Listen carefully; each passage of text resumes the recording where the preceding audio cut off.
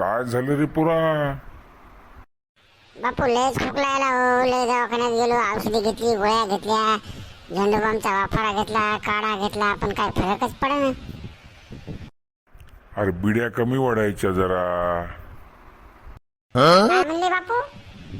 अरे म्हणलं बिड्या जरा कमी वाढायच्या. कोण बिड्या?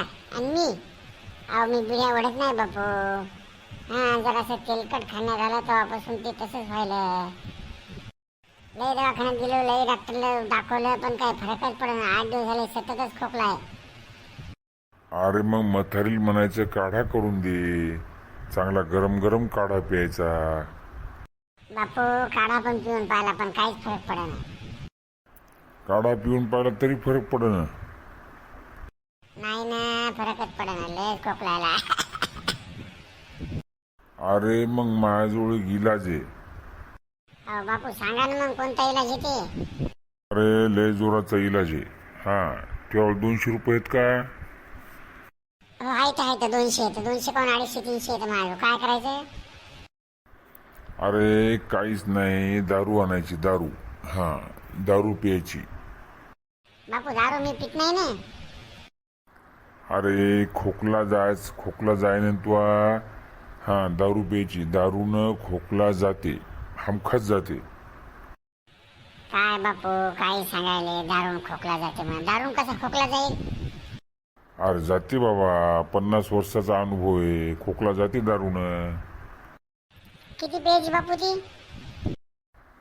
अर्धी बाटली, 1 बाटली प्यायची. पण बापू मला भरोसाच पटत नाही दारून खोकला जाईल म्हणून. अरे जाते बाबा, काऊन नाही खोकला जाणार? तुमचा गेला का बापू खोकला दारूने?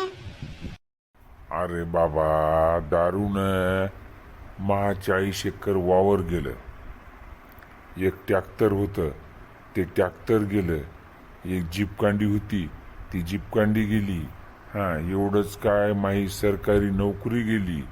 सरकारी नोकरी गेल्यामुळं बायको गेली, घर गेलं, दार गेलं, अंगावरचे कपडे गेले, इतकं सगळं गेलं. आणि तू खोकला जाणार नाही का?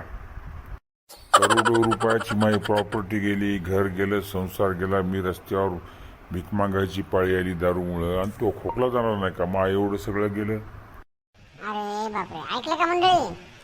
बापूचं वावर गेलं, घर गेलं, नोकरी गेली, कपडे गेले, दार गेलं, बायको गेली, लेकर बाळ सोडून गेली, फक्त एका दारूमुळं.